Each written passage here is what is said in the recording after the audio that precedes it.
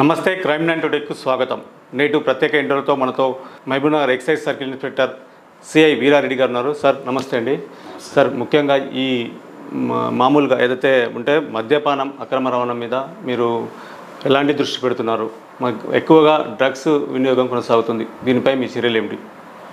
ముఖ్యంగా మన Mahabubnagar excise station పరిధి దాదాపు 8 మండలాలు ఉందండి. అంటే మహబూబ్నగర్ పట్టణంతో పాటు ఆ సరౌండింగ్స్ 8 మండల్స్ ఉన్నది. అయితే మనకి ఇక్కడ డ్రగ్స్ వినియోగంలో ముఖ్యంగా గాంజా అనే ప్రధాన పాత్ర ఉంది. మిగతా డ్రగ్స్ ఇప్పుడు మామూలుగా హైదరాబాద్ అటువంటి మెట్రోపాలిటన్ సిటీలో దొరికినటువంటి కోకాయిన్, హెరాయిన్ అనే పదాలు మీరు విని ఉంటారు.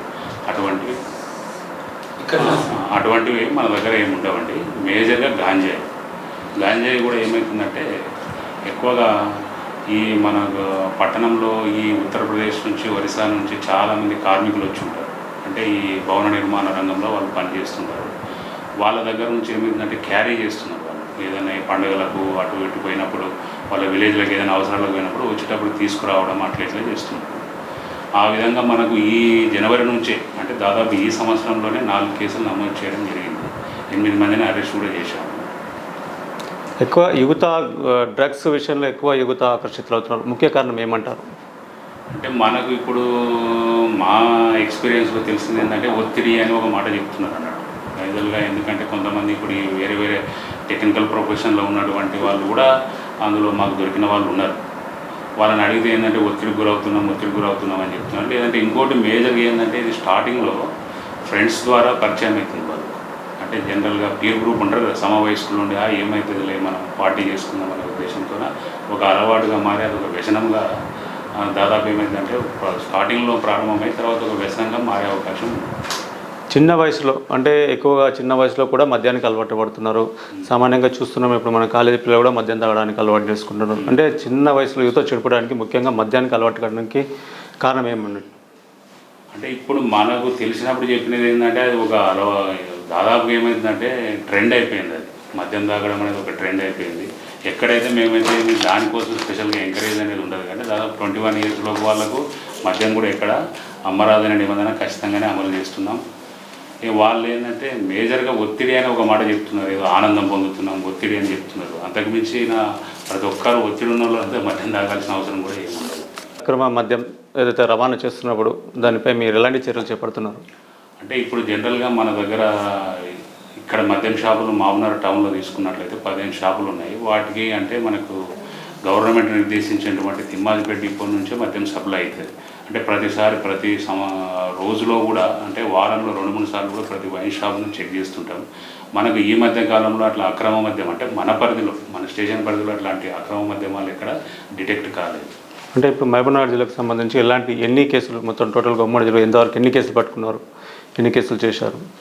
అంటే ఈ 2025 నుంచి గాంజాయి పరంగా తీసుకున్నట్లయితే మా స్టేషన్ పరిధిలో 4 కేసులు అయినాయి సార్. మీరు అన్నట్లు అక్రమ మద్యం కేసు ఎలాంటిది నమోదు కాలేదు.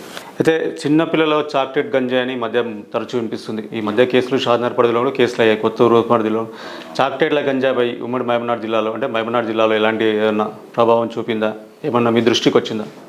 అంటే అటువంటి చాక్లెట్ గంజాయి అనేది అక్కడక్కడ వేరే ప్రాంతాల్లో మనం విన్నాము, చూసాము కూడా. అయితే మన పరిధిలో మాత్రం అటువంటివి ఎక్కడ డిటెక్ట్ కాలేదు. కేవలం అంటే పొడి గంజాయి, ఎండు గంజాయి మాత్రమే మాకు దొరికిన కేసుల్లో లభ్యమైన సందర్భాలు ఉన్నాయి. అది కూడా చిన్న క్వాంటిటీలో అంటే 200 గ్రాములు 300 గ్రాముల్లో లభ్యమైందండి. గతంలో నాటుసారా ఎక్కువగా ఉండేది. నాటుసారాపై తరచూ దాడులు జరుగుతున్నాయి. ఇప్పటికీ కూడా నాటుసారా కొనసాగుతుందా? ఎలాంటి ఏమన్నా దాడులు చేశారు మీరు? అంటే ఇప్పుడు క్రైమ్ అనేది డైనమిక్ ఉంటుంది. ఇంతకుముందు ఏముందంటే మనకు విలేజ్లో కూడా నాటుసారా లభ్యమయ్యేది, అంటే మామూలుగా గ్రామాల్లో కూడా. ఇప్పుడు ఏముందంటే కొంతమంది ఏంటంటే తాండాల్లో మాత్రం అక్కడక్కడ ఎవరన్నా ఈ వృద్ధులు వాళ్ళు మాత్రం తమ సెల్ఫ్ కన్జంప్షన్ కోసం కూడా చేస్తున్నారు. అటువంటి భారీ ఎత్తున ట్రాన్స్పోర్టేషన్ అయితే లేదు. వారిపైన కూడా కేసులు నమోదు చేస్తున్నాం. మా దృష్టికి వస్తే మాత్రం ఏ వృద్ధులైనా యువకులైనా ఎవరిని కూడా వదలడం లేదు. అయితే ప్రధానంగా ఏదైతే మద్యం తయారీలో అంటే కల్తీ చేస్తున్నారు, మొత్తం బ్రాండ్లో కూడా కల్తీ చేసి అమ్ముతున్నారు. అలాంటివి ఏమన్నా మహబూబ్నగర్ జిల్లాలో కేసులు నమోదయ్యా? అంటే ఇప్పుడు నేను వచ్చిన దాదాపు 3 సంవత్సరాలు అవుతుంది. అటువంటి కేసులు ఏం నమోదు కాలేదండి. అంటే మన పరిధిలో అంటే స్పూరియస్ లిక్కర్ అనేది మన ఉమ్మడి జిల్లాలో తీసుకున్నట్లయితే గద్వాల ఆ ప్రాంతంలో 1 చోట 2 చోట్ల దొరికినాయి. అంటే ఇక్కడ మన మహబూబ్నగర్ ఎక్సైజ్ స్టేషన్ పరిధిలో మాత్రం అటువంటి కేసులు నమోదు కాలేదు. ఏదైతే నేరాలు ఎక్కువగా ఇలాంటి మద్యం సంబంధించిన నేరాలు నియంత్రించడానికి ఎలాంటి సూచనలు చెప్తారు మీరు? అంటే మేము ప్రతిసారి ఇప్పుడు ఎవరి మండలి వాళ్ళకి కానిస్టేబుల్స్ని కేటాయించి ఉంటాం. వాళ్ళు ప్రతి రౌండ్ బీటర్ తిరుగుతూనే ఉంటారు. అంటే ఆడ్ అవర్స్లో, అంటే మామూలుగా జనరల్ టైంలో క్రైమ్ అనేది, మద్యం క్రైమ్ అనేది ఎక్కువగా ఈ సాయంత్రం వేళలో, రాత్రి వేళలో జరుగుతుంటుంది. మేము ఎక్కడికక్కడ రూట్ వాచ్ చేస్తుంటాం. ప్రధాన రోడ్లలో కూడా ఇప్పుడు మేజర్గా ఈ గోవా నుంచి కూడా బస్సెస్ వస్తుంటాయి. వాటిని కూడా రిపీటెడ్గా చెక్ చేస్తూ ఉంటాం. రూట్ వాచ్ మెయిన్గా మా ప్రధానంగా చేసేది అంటే రూట్ వాచ్ చేస్తుంటాం. ఎక్కడెక్కడైతే వాళ్ళ దారులు ఉంటాయో ఆ దారుల వెంబడి రూట్ వాచ్ చేయడం జరుగుతుంది. ప్రధానంగా ఎక్కువగా ఏదంటే గంజాయి వ్యాపారం కొనసాగుతుంది అని వాదనలు వినిపిస్తున్నాయి. అసలు గంజాయి వ్యాపారం ఎలా చేస్తారు, ఎక్కడి నుంచి చేస్తారు, ముఖ్యంగా ఎక్కడి నుంచి సప్లై అవుతారు, దీని మీద మీరు నిఘా చర్యలు ఏముంటాయి? అంటే మన ప్రాంతంలో మాత్రం గంజాయి సాగు అనేది అయితే లేదు. అంటే ఇప్పుడు మనకు మేజర్ సోర్స్ ఏమవుతుందంటే హైదరాబాద్లోని ధూళిపేట అటువంటి ప్రాంతాల్లో అక్కడ ఎందుకంటే చిన్న చిన్న 5 గ్రాములు, 6 గ్రాములు, 10 గ్రాముల ప్యాకెట్ల రూపంలో దొరుకుతుంది. ఇక్కడ దొరికిన వాళ్ళు కూడా అక్కడ నుంచి తెచ్చుకున్న వాళ్ళు ఎక్కువ ఉన్నారు. అంటే మన విచారణలో తేలింది అది. మనకు మేజర్గా హైదరాబాద్ కంటే ఇప్పుడు మీరు చూస్తూనే ఉంటారు, ఆ ఏఓబి పరిసరాల నుంచే ఎక్కువగా గంజాయి మన హైదరాబాద్ పట్టణానికి కూడా సరఫరా అవుతున్నట్లు మనకంతా పేపర్లో కానీ మీరు నిత్యం చూస్తూనే ఉంటారు. అయితే సామాన్యంగా ఎక్కడంటే మీరు అన్నట్లే గోవా నుంచి మద్యం సరఫరా అవ్వడము, హైదరాబాద్ సమీపంలో ఉండడము, ఇవన్నీ జరుగుతున్నాయని మీ దృష్టికి ఏమైనా వస్తుందా? అందుకే ఇప్పుడు నిఘా ఉంచితే ఇప్పుడు ఏదైనా మనకి ఎక్కడైనా క్రైమ్ దొరికినా కూడా దాని మూలాలన్నీ ఎక్కువగా ఇప్పుడు హైదరాబాద్ పట్టణంలో ఉన్నటువంటి ధూళిపేటలోనే తేలుతున్నాయి అన్నట్టు. అంటే ముఖ్యంగా ఏమైనా సమాచారం అక్రమ మద్యం కానీ, ఇది గంజాయి కానీ, ఏదైతే మత్తు పదార్థాలపై సమాచారం ఇచ్చేవారు అంటే గోప్యంగా ఎలా ఉంచుతారు, అంటే ఏం చెప్తారు వాళ్ళకు? ఇప్పుడు మనకి ఎవరన్నా ఇప్పుడు ఇక్కడ పలానా చోట్ల క్రైమ్ జరుగుతుంది అంటే వాళ్ళ గురించి సమాచారం, ఎందుకంటే నా నంబరు పబ్లిక్ డొమైన్లో ఉంటుంది. యాక్చువల్గా ఎస్సీఐగా మిగతా వాళ్ళ ఎంత ప్రైవేట్ నెంబర్స్ కానీ ఎవరు చేసినా కూడా ఆ సమాచారాన్ని వాళ్ళకి సంబంధించిన ఒకసారి 2 సార్లు మా కానిస్టేబుల్ పోయి చెక్ చేసుకుంటాడు అక్కడ, అది నిజమా అబద్ధమా. నిజం అంటే ఇంకా టీంలన్నీ వెళ్ళి దాడి చేయడం జరుగుతుంది. మత్తు పదార్థాలపై ఎలాంటి అంటే జనజాగృతిలో అని ఇప్పుడు ఎలాంటి ప్రచారణ చేస్తున్నారు మహబూబ్నగర్ జిల్లాలో? ఇప్పుడు కూడా మనకు మెయిన్గా ఈ కాలేజెస్లో అవేర్నెస్ ప్రోగ్రామ్స్ కండక్ట్ చేస్తున్నాం. అంటే మాతో పాటు టీజీ న్యాబ్ వాళ్ళని కూడా ఉంటారు. టీజీ న్యాబ్ పోలీసుతో కలుపుకొని వారికి అవగాహన సదస్సులు కూడా ఏర్పాటు చేయడం జరిగింది. మన ఎస్విఎస్ మెడికల్ కాలేజీలో కానీ, గవర్నమెంట్ మెడికల్ కాలేజీలో, అంటే అంటే మేజర్ కాలేజెస్ స్కూలింగ్లో కాకుండా మేజర్ కాలేజెస్లో అంటే మా జిల్లా యంత్రాంగంతో సహా అందరూ అవగాహన సదస్సులను ఏర్పాటు చేసి వాళ్ళకి అవగాహన కల్పించడం జరుగుతుంది. ముఖ్యంగా ఏదైతే మామూలుగా అంటే మీరు ఎలాంటి అంటే యువత చెడిపోకుండా ఉండాలంటే ఎలాంటి సూచనలు పాటించాలి, తర్వాత ఎలాంటి చర్యలు చేపట్టుకోవాలి, ఎలాంటివి అని చెప్తున్నారు? అంటే ఇప్పుడు ఎవరైనా సెల్ఫ్గా ఉండాల్సింది. ఇప్పుడు ఏమున్నదంటే క్రైమ్ అనేది ఇది డైనమిక్, అంటే ఒక రూపం నుంచి ఇంకో రూపానికి మారుతుంది. ఒకప్పుడు ఎట్లుండే, ఇప్పుడు మన పరిసర ప్రాంతాల్లో గాంజాయి అనేది తక్కువగా ఉంది. ఎప్పుడైతే నాటుసారా మీద ఉక్కుపాదం మోపినామో క్రైమ్ అనేది ఇది ఇంకో రూపంలోకి వెళ్ళింది. ఇది మేజర్గా గాంజాయి యువత గాంజాయికి ఆకర్షితులవడానికి కారణమైంది. ప్రతి వ్యక్తికి ఒత్తిడి అనేది సహజం. ఒత్తిడిలో ఉన్నవాడంతా కూడా మద్యం తాగుతున్నప్పుడు మేము విచారణ చేసినప్పుడు కూడా ఏంటంటే మాకు ఆనందం ఉంటుంది, అది అనేది తాత్కాలికం. ఆ తాత్కాలిక ఆనందం కోసము జీవితాలను పాడు చేసుకోరాదని మాకు కౌన్సిలింగ్ కూడా చేయడం జరుగుతుంది. అంటే అక్రమ మద్యంపై ఎలా అడిగడుతారు? మీ మీద నిఘా ఎలా ఉంటుంది? అక్రమ మద్యం అంటే వేరే తీసుకొస్తుంటారు కదా, దానిపై నిఘా ఎలా ఏర్పాటు చేస్తారు?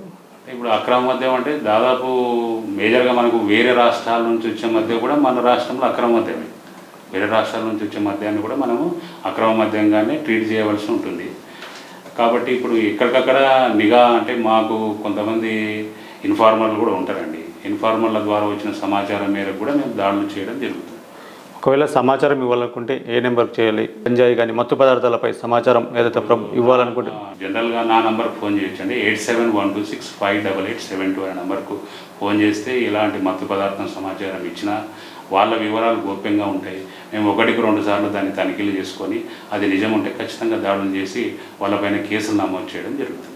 అంటే ఎక్కువగా మత్తు పదార్థాలు వినియోగించినా కానీ, మత్తు పదార్థాలు వాడినా కానీ, అక్రమ రవాణా కానీ ఎటువంటి చర్యలు ఉంటాయి దీనిపైన?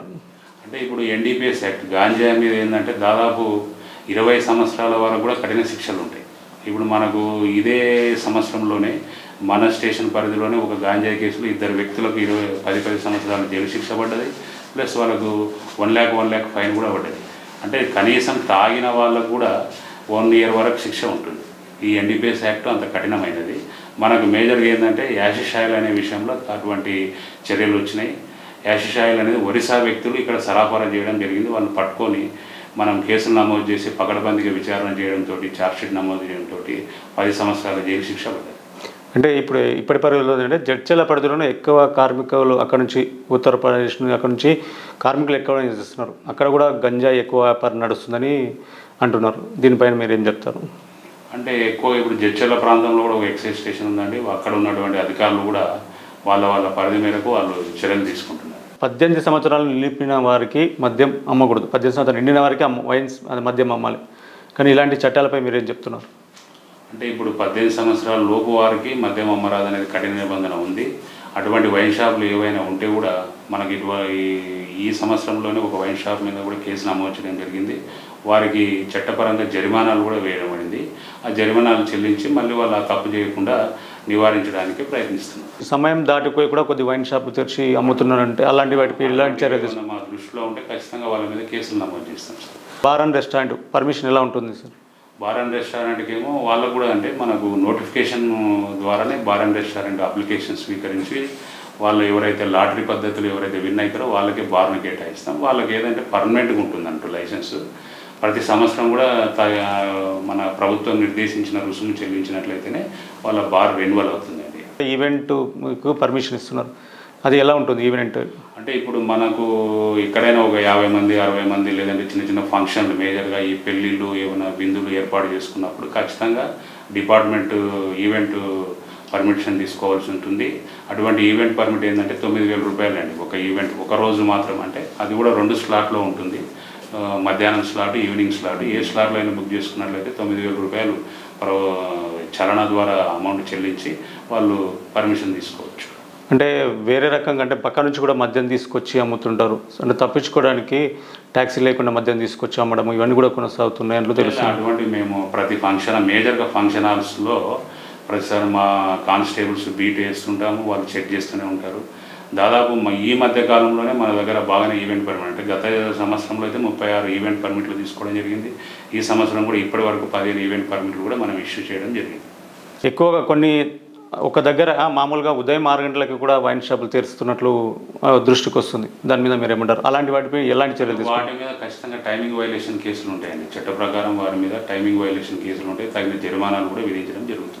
అంటే ఒక వైన్ షాప్కు ఎక్కడ ఉండాలి? అది పర్మిట్ స్కూల్ దగ్గర ఉండదు, గుడి దగ్గర ఉండదు అంటూ దాని అలాంటివి ఏముంటాయి సార్? అంటే మన చట్టంలో నిర్దేశించిన ప్రకారము ఒక వైన్ షాప్ అంటే గుడి, అంటే ఎండోమెంట్ డిపార్ట్మెంట్ వాళ్ళు నిర్ధారించినటువంటిదే గుడి అన్నట్టు.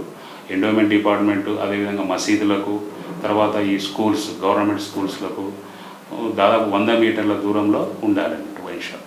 100 మీటర్ల లోపు ఉన్నట్లయితే అక్కడ ఆ పర్మిషన్ ఇవ్వబడదు. అంటే ముఖ్యంగా తనిఖీలు రోజు చేపడుతుంటారా మీరు? అంటే మనకు ర్యాండమ్గా చేస్తుంటామండి. ఇప్పుడు మన ఎక్సైజ్ స్టేషన్ పరిధిలో 28 వైన్ షాపులు ఉన్నాయి.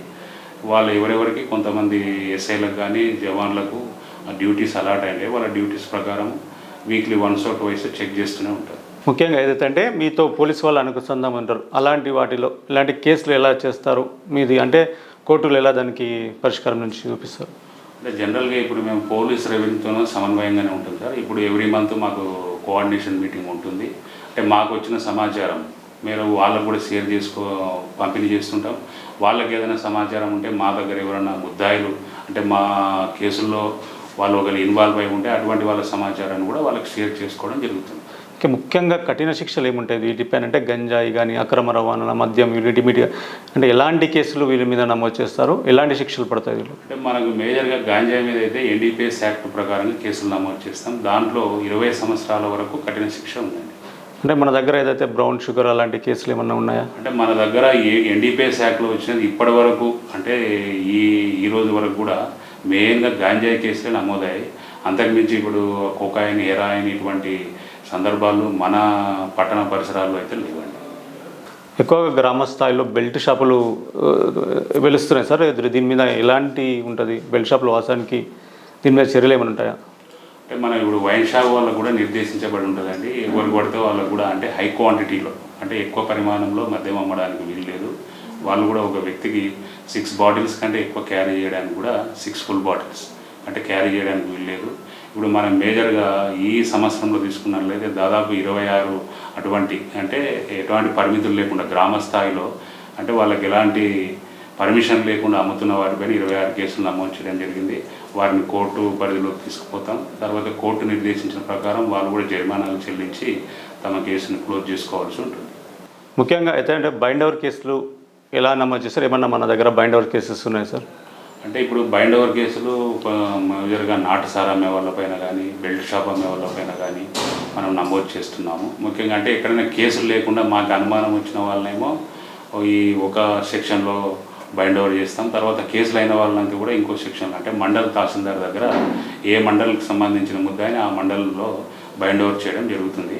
ఇది దాదాపు మనము 2 లక్షల వరకు కూడా బైండ్ ఓవర్ చేయడం జరుగుతుంది. అంటే నేరం చేసి మళ్ళీ రిపీట్ చేస్తే ఇక్కడ మన పట్టణంలోనే ఒక వ్యక్తి 2 లక్షల ఫైన్ కూడా పడడం జరిగింది.